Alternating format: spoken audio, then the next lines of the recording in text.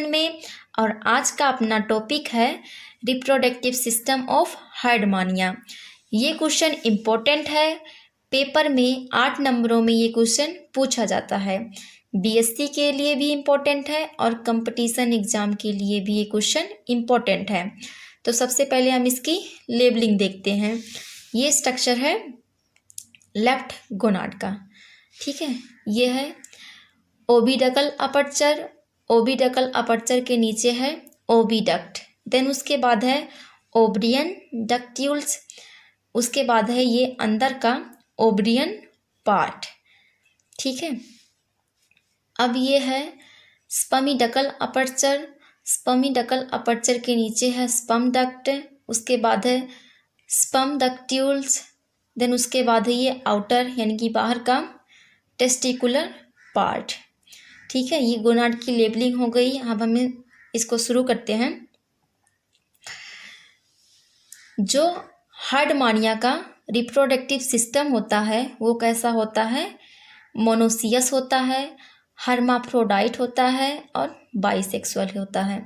इसका मतलब क्या होता है मोनोसियस, हर्माफ्रोडाइट और बाइसेक्सुअल का? कि जिन जीवों में नर और मादा मीन्स स्पर्म और ओवा एक ही जीव में उपस्थित हो उन्हें बाइसेक्सुअल और हर्माफ्रोडाइट कहते हैं, ठीक है।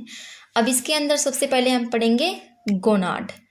ये स्ट्रक्चर है लेफ्ट गोनाड का, ठीक है। अगर 2 टाइप के गोनाड होते हैं, एक होता है लेफ्ट और एक होता है राइट।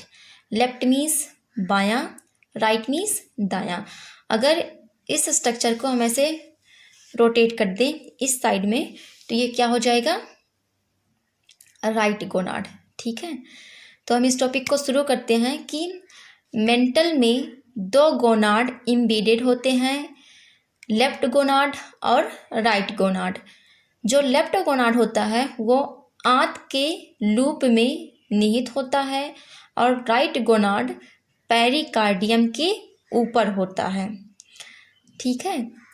प्रत्येक गोनाड लगभग 3 सेंटीमीटर से लेके 4 सेंटीमीटर तक लंबा होता है और 1 सेंटीमीटर से लेके 2.5 सेंटीमीटर तक यानी कि 2.5 सेंटीमीटर तक मोटा होता है। गोनाड के लोब 10 से लेके 25 तक अरेंज होते हैं 2 रो में, ठीक है। केंद्रीय अक्ष के साथ, केंद्रीय अक्ष मीन्स सेंट्रल एक्सेस के साथ, और इसके प्रत्येक लोब बाइसेक्सुअल होते हैं, ठीक है। इसके प्रत्येक लोब कैसे होते हैं? बाइसेक्सुअल होते हैं। अब इसके अंदर हम पढ़ेंगे टेस्टिकुलर पार्ट और ओब्रियन पार्ट। जो टेस्टिकुलर पार्ट है यह बाहर का बड़ा पार्ट है, ठीक है। और ये ब्रिक रेड होता है। ब्रिक रेड मीन्स ईंट जैसा लाल होता है अंकुरित सतह के साथ, ठीक है। अब हम पढ़ेंगे ओब्रियन पार्ट। जो ओब्रियन पार्ट है वो अंदर का छोटा पार्ट होता है और ये गुलाबी रंग का होता है झिन्नी सतह के साथ, ठीक है। ये हमारा गोनाड कंप्लीट हो गया। अब हम पढ़ेंगे गोनोडक्ट, ठीक है। गोनोडक्ट में हम पढ़ेंगे ओविडक्ट और स्पर्म डक्ट। प्रत्येक गोनाड में ओविडक्ट और स्पर्म डक्ट होते हैं। जो स्पर्म डक्ट है ये अंदर का देखो पतला है ना, तो हम इसको क्या कहेंगे? जो स्पर्म डक्ट है वो संकीर्ण वाहिनी है। संकीर्ण वाहिनी मीन्स नैरो डक्ट है जो स्पर्म डक्ट्यूल के जुड़ने से बनता है और प्रत्येक लोब के टेस्टिकुलर पार्ट से आता है। मैं इस लाइन को दोबारा रिपीट कर रही हूँ। स्पर्म डक्ट एक नैरो डक्ट है जो स्पर्म डक्ट्यूल के मिलन से या फिर जुड़ने से बनता है और इसके प्रत्येक लोब के टेस्टिकुलर पार्ट से आता है। टेस्टिकुलर पार्ट मीन्स विसरण भाग से आता है। ठीक है, अब हम पढ़ेंगे इसमें गोनोडक्ट में ओविडक्ट। ओविडक्ट ये जो आउटर है ओविडक्ट है, देखो ये चौड़ा होता है। ठीक है, ओविडक्ट एक चौड़ी ट्यूब है जो ओब्रियन डक्ट्यूल के जुड़ने से बनता है और प्रत्येक लोब मीन्स होता है पाली, प्रत्येक लोब के ओब्रियन पार्ट से आता है। ठीक है, मैं इसको भी रिपीट कर रही हूँ कि जो ओविडक्ट है वो चौड़ी ट्यूब है जो ओब्रियन डक्ट्यूल के जुड़ने से बनता है और इसके प्रत्येक लोब के ओब्रियन पार्ट से ये आता है। ठीक है, कहाँ से आता है ये? ओब्रियन पार्ट से आता है। ठीक है, अब हमारा गोनाड हो गया, गोनोडक्ट हो गया। अब हम पढ़ेंगे गैमेट्स। ठीक है, ये गैमेट्स के अंदर हम पढ़ेंगे, ये है स्पर्म, मेजर स्पर्म और ये है मेजर ओवा। गैमेट्स में हम पढ़ेंगे जो स्पर्म और ओवा है वो गोनाड के द्वारा प्रोड्यूस होते हैं। प्रोड्यूस मीन्स उत्पादित होते हैं। स्पर्म और ओवा गोनाड के द्वारा उत्पादित होते हैं। सबसे पहले हम इसके अंदर पढ़ेंगे स्पर्म। स्पर्म की लंबाई लगभग 4 मिलीमीटर तक होती है और जो स्पर्म का सिरा है वो चोंच जैसा होता है। चोंच जैसा मीन्स बीक जैसा होता है और ये जो बीच का जिसको हम बोलते हैं मिडल पीस ये छोटा होता है और इसकी जो टेल है मीन्स पूंछ है वो लंबी होती है। ठीक है, अब हम इसके अंदर पढ़ेंगे ओवा को। जो ओवा है ये डायामीटर में लगभग 0.30 मिलीमीटर तक होती है और इसमें थोड़ी मात्रा में जर्दी होती है। जर्दी मीन्स ओल्क होती है, इसमें थोड़ी मात्रा में ओल्क होती है और इसके अंदर एक बड़ा न्यूक्लियस होता है। न्यूक्लियस के अंदर एक न्यूक्लियोलस होता है और ये ओवा घिरा हुआ है 3 मेम्ब्रेन से। ठीक है, 3 मेम्ब्रेन से ये ओवा घिरा हुआ है। पहला है विटिलाइन मेम्ब्रेन, दूसरा है इनर कोरियन और तीसरा है आउटर कोरियन। ठीक है, जो विटिलाइन मेम्ब्रेन है और इनर कोरियन है और आउटर कोरियन है इनके अंदर ये पेरी विटिलाइन फ्लूइड भरा हुआ है। ठीक है, इन तीनों मेम्ब्रेन के अंदर क्या भरा हुआ है? पेरी विटिलाइन फ्लूइड भरा हुआ है। ठीक है दोस्तों, तो ये टॉपिक था रिप्रोडक्टिव सिस्टम ऑफ हार्डमानिया। वीडियो कैसी लगी कमेंट करके ज़रूर बताएं। Thank you so much. Digestive system of हार्डमानिया topic शुरू करने से पहले सबसे पहले हम ये जानेंगे कि डाइजेस्टिव सिस्टम ऑफ हार्डमानिया की लेबलिंग कैसे करते हैं, कौन से रीजन पर एंड कौन से साइड पर क्या प्रेजेंट है। This is the anterior region and this is the posterior region. This is the dorsal side and this is the ventral side. Anterior region पर ब्रांचियल अपर्चर यानी कि माउथ प्रेजेंट है, branchial siphon यानी कि buccal cavity present है, branchial tentacles present है and branchial tentacles are sickle shaped. And anterior region पर atrial aperture present है, एट्रियल साइफोन प्रेजेंट है एंड एट्रियल टेंटाकल्स प्रेजेंट हैं। चलो टॉपिक को स्टार्ट करते हैं। Digestive system of Herdmania is complete and open type. This is the importance of Herdmania कि digestive system of हार्डमानिया पूरी तरह से कंप्लीट होता है एंड ओपन टाइप होता है and it is include alimentary canal and digestive gland. सबसे पहले पढ़ेंगे हम alimentary canal. Alimentary canal is coiled beginning from the mouth, mouth से शुरू होता है and ending in anus, anus पर ख़त्म होता है। And it has following parts.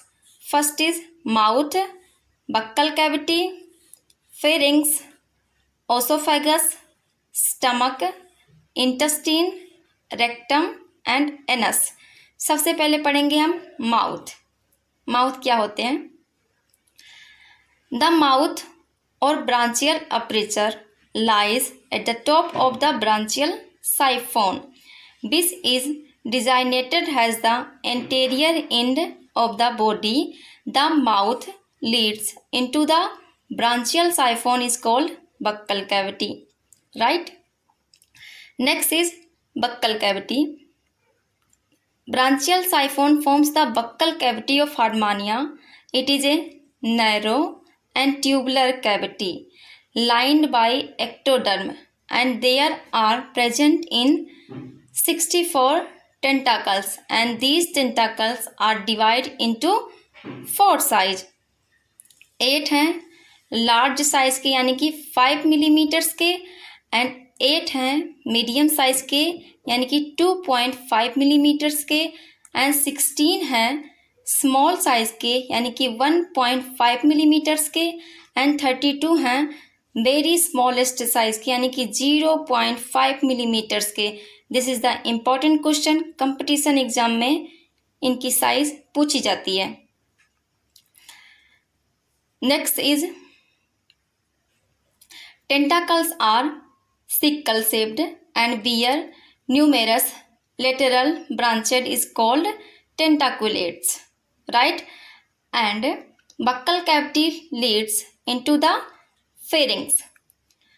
जो pharynx है एपिडर्मिस से बना होता है, and it is differentiated into peribranchial zone and branchial sac। जो पेरीब्रांचियल जोन है, the peribranchial zone is also known as peripharyngeal zone below the tentacles, यानी कि टेंटाकल्स के नीचे is a smooth peribranchial zone having fold, cilia, stigmata and gill slit. And second type of pharynx is branchial sac. Branchial sac of pharynx is also known as basket. अगर हम digestive system of हार्मोनिया के फेरिक्स को observe करें तो देखो ये basket shape की है यानी कि टोकरी शेप की है। The branchial sac is the large part of the pharynx. Pharynx का लार्ज पार्ट होता है, and the pharynx is completely filled the atrial cavity. ये भी क्वेश्चन इंपॉर्टेंट है, कंपटीशन एग्जाम में 1 मार्क्स में पूछा जाता है कि फेरिंग्स किससे फिल्ड है, तो एट्रियल कैविटी से फिल्ड है। And pharynx lead into the oesophagus. Next is oesophagus. The posterior region of the pharynx is known as oesophageal area. It has 2 semicircular lips. Osophagus is a very short tube having 4 ciliated grooves, and esophagus leads into the stomach. Next is stomach. The stomach is wider than the esophagus। हम observe भी कर रहे हैं कि जो stomach है वो चौड़ा होता है यानी कि मोटा होता है ओसोफेगस से, but its wall are thin, लेकिन इसकी जो वॉल है वो थिन होती है। एंड ट्यूबुलर होती है। Stomach open into a thin walled intestine, and stomach leads into a intestine। Next is intestine. Intestine are U-shaped। हम ऑब्जर्व भी कर रहे हैं कि इंटेस्टाइन की जो शेप है वो U शेप की है। So intestine are U-shaped and it has 2 parallel limbs, and intestine leads into a rectum। Next is rectum. Intestine are joined rectum opening by anus, right? Next is anus. Anus is the ending part of the alimentary canal, right? ये तो था alimentary canal of digestive system of Harmonia। Next is digestive gland. Digestive gland of Harmonia is 2 types. First is liver and second is pyloric gland. Liver lies against the stomach, इसके खिलाफ है। The left lobe of liver, this is the left lobe of liver and this is the right lobe of liver. The left lobe of liver is larger than the right lobe of liver, right? Second type of digestive gland is pyloric gland. Pyloric gland is branched and it is located in the wall of the posterior region या फिर posterior part of the stomach and intestine. So guys this is the digestive system of Herdmania. अगर आपको botany, zoology, chemistry में से कोई भी problem हो तो आप कमेंट करके हमें बताएं, हम आपकी प्रॉब्लम को सॉल्व करेंगे। आपसे एक छोटी सी रिक्वेस्ट है, प्लीज़ मेरे चैनल को लाइक करें, शेयर करें एंड सब्सक्राइब करें। वीडियो देखने के लिए थैंक यू सो मच। और आज का अपना टॉपिक है blood vascular system of हार्डमानिया। Blood vascular system को सर्कुलेटरी सिस्टम कहते हैं। इम्पॉर्टेंट क्वेश्चन है बीएससी सेकेंड ईयर के लिए और कंपटीशन एग्ज़ाम के लिए, जैसे कि नेट एग्ज़ाम। ये जो क्वेश्चन है मोस्टली हर बार पूछा जाता है 8 नंबरों में या फिर 10 नंबरों में। तो हम इस टॉपिक को शुरू करते हैं।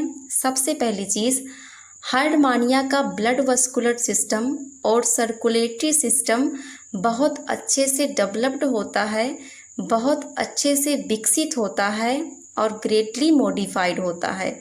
और इसके अंदर हम ब्लड पढ़ेंगे, हार्ट और पेरिकार्डियम पढ़ेंगे और ब्लड वेसल्स पढ़ेंगे। सबसे पहले हम ब्लड पढ़ेंगे। ये डिफरेंट टाइप के ब्लड कार्पुस्कल्स हैं। ये साइटोप्लाज्म है, ये वैक्यूल्स हैं और ये न्यूक्लियस है। हार्डमानिया का ब्लड थोड़ा सा लाल होता है, मीन्स रेडिश कलर का होता है, ट्रांसपेरेंट होता है और नेचर में ये हाइपरटोनिक होता है सी वाटर से। इस लाइन को मैं दोबारा रिपीट कर रही हूँ। हार्डमानिया का ब्लड थोड़ा सा लाल होता है, ट्रांसपेरेंट होता है और नेचर में जो ब्लड है ये हाइपरटोनिक होता है सी वाटर से। और इसमें प्लाज्मा कलरलेस होते हैं और इसी में कई पिगमेंटेड और नॉन पिगमेंटेड कॉर्पुस्कल्स होते हैं और कुछ एमोबॉइड्स और ल्यूकोसाइट्स कॉर्पुस्कल्स कलरलेस होते हैं। और जो ल्यूकोसाइट्स होते हैं ये न्यूक्लिएटेड होते हैं, मीन्स ल्यूकोसाइट्स के अंदर न्यूक्लियस प्रेजेंट होते हैं। ठीक है एवरीवन, ब्लड हम पढ़ चुके हैं। अब हम पढ़ेंगे हार्ट और पेरिकार्डियम। ये स्ट्रक्चर है हार्ट और पेरिकार्डियम का। सबसे पहले हम पढ़ेंगे पेरिकार्डियम। ये पेरिकार्डियम है। जो पेरिकार्डियम होते हैं ये नॉन कॉन्ट्रैक्टाइल होते हैं। नॉन कॉन्ट्रैक्टाइल मतलब ये सिकुड़े हुए नहीं होते, ये इलोंगेटेड होते हैं। इलोंगेटेड मीन्स ये लंबे होते हैं। पेरिकार्डियम सिकुड़े हुए नहीं होते, ये लंबे होते हैं और ट्रांसपेरेंट ट्यूब होते हैं। और जो पेरिकार्डियम है ये राइट गोनाड के नीचे प्रेजेंट होते हैं। इम्पॉर्टेंट लाइन है ये, जो पेरिकार्डियम है ये राइट गोनाड के नीचे प्रेजेंट होती है। और जो पेरिकार्डियम है ये 7 सेंटीमीटर लंबी होती है लगभग।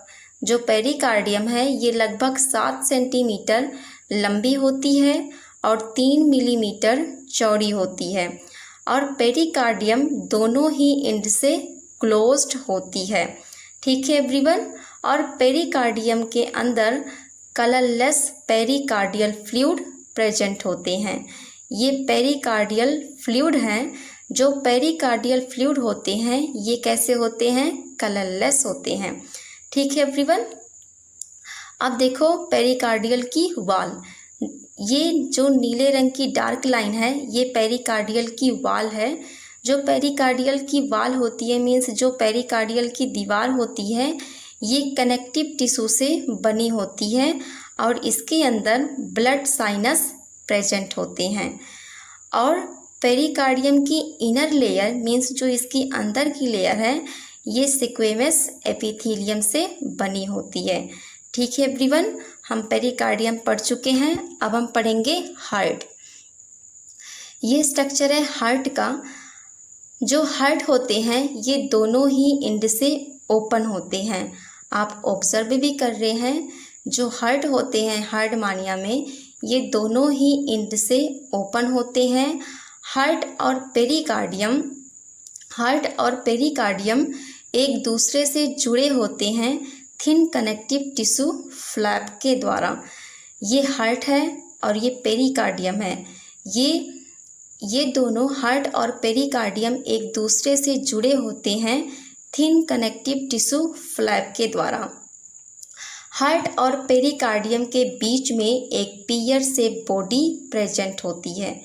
एवरीवन, ये हार्ट है और ये पेरिकार्डियम है। हार्ट और पेरिकार्डियम के बीच में एक पियर से बॉडी प्रेजेंट होती है। ठीक है एवरीवन। अब मेन लाइन जो आ रही है, हार्डमानिया के हार्ट में सिंगल चेम्बर होते हैं। इस लाइन को ध्यान रखना, कंपटीशन एग्जाम में पूछे जा सकते हैं। हमने मेढक का हार्ट पढ़ा था। मेढक के हार्ट में टोटल 3 चेम्बर होते हैं। हमने रैट का हार्ट पढ़ा था।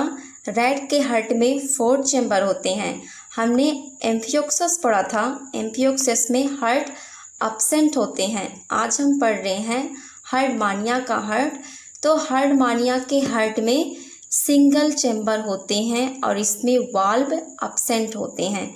एवरीवन, ये मेन लाइन है कि हार्ट दोनों ही एंड से ओपन होते हैं। हार्ट और पेरिकार्डियम एक दूसरे से जुड़े होते हैं थिन कनेक्टिव टिश्यू फ्लैप से। हार्ट और पेरिकार्डियम के बीच में एक पियर से बॉडी प्रेजेंट होती है। हार्डमानिया के हार्ट में सिंगल चेम्बर होते हैं और इसमें वाल्व एब्सेंट होता है। ठीक है एवरीवन, हम हार्ट और पेरिकार्डियम पढ़ चुके हैं। अब हम पढ़ेंगे ब्लड वेसल्स। तो ब्लड वेसल्स के 4 मेन पार्ट्स हैं। फर्स्ट है वेंट्रल एरोटा। ये जो नीले रंग की लाइन है ये वेंट्रल एरोटा है। तो सबसे पहले हम वेंट्रल एरोटा पढ़ेंगे। जो वेंट्रल एरोटा होती है ये सबसे बड़ी ब्लड वेसल्स होती है हार्डमानिया में। इंपॉर्टेंट लाइन है एवरीवन। जो वेंट्रल एरोटा है ये सबसे बड़ी ब्लड वेसल्स होती है हार्डमानिया में। और जो वेंट्रल एरोटा है ये हार्ट से कनेक्ट होती है और ये एक वेंट्रल टेस्ट वेसल्स देती है। और ये जो वेंट्रल टेस्ट वेसल्स है ये टेस्ट को ब्लड सप्लाई करती है। ठीक है एवरीवन, इस लाइन को मैं दोबारा रिपीट करना चाहूँगी। जो वेंट्रल एरोटा है ये सबसे बड़ी ब्लड वेसल्स होती है हार्डमानिया में। वेंट्रल एरोटा हार्ट से कनेक्ट होती है और ये एक वेंट्रल टेस्ट वेसल्स देती है। जो वेंट्रल टेस्ट वेसल्स होते हैं ये टेस्ट को ब्लड सप्लाई करते हैं। और वेंट्रल एरोटा 2 भागों में बढ़ जाती है, एंटीरियर लिम्ब और पोस्टीरियर लिम्ब। ऊपर वाला यानी कि जो आगे वाला भाग होता है उसको एंटीरियर लिम्ब कहते हैं और पीछे वाला मीन्स जो लोअर वाला पार्ट होता है उसको पोस्टीरियर लिम्ब कहते हैं।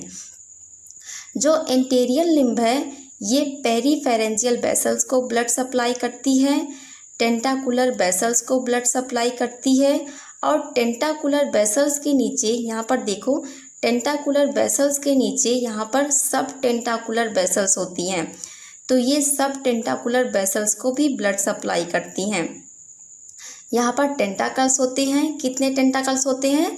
64 टेंटाकल्स होते हैं डिफरेंट साइज के। जब हमने डाइजेस्टिव सिस्टम ऑफ हार्डमानिया पढ़ा था तो मैंने उसमें इसके डिफरेंट साइज को एक्सप्लेन किया था। अगर आपने शिवांगी एजुकेशन का डाइजेस्टिव सिस्टम ऑफ हार्डमानिया नहीं देखा है तो आप ज़रूर देखें। आई होप आपको ज़रूर समझ में आएगा। ठीक है एवरीवन। और ये जो टेंटाकल्स होते हैं ये सिक्कल शेप के होते हैं। ठीक है एवरीवन, कैसे शेप के होते हैं? ये सिक्कल शेप के होते हैं। मैं एंटीरियर लिम्ब को दोबारा रिपीट कर रही हूँ। एंटीरियर लिम्ब जो है ये पेरीफेरेंजियल वेसल्स को ब्लड सप्लाई करती हैं, टेंटाकुलर वेसल्स को ब्लड सप्लाई करती हैं और टेंटाकुलर वेसल्स के जो बेस होते हैं उसको सब टेंटाकुलर वेसल्स कहते हैं।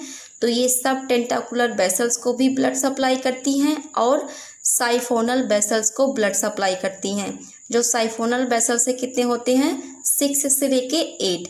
ये 6 से लेके 8 साइफोनल वेसल्स को भी ब्लड सप्लाई करते हैं। ठीक है एवरीवन। अब हम पढ़ेंगे पोस्टीरियर लिम्ब। ये जो वाइट वाला भाग है ये टेस्ट है और ये जो ऑरेंज वाला पोर्शन है ये मेंटल है। जो पोस्टेरियर लिम्ब होते हैं ये टेस्ट को और मेंटल को ब्लड सप्लाई करते हैं। ठीक है एवरीवन, वेंट्रल एओर्टा हमारा कंप्लीट हुआ। अब हम पढ़ेंगे डोर्सल एओर्टा। ये जो लाल रंग की लाइन है इसको कहते हैं डोर्सल एओर्टा।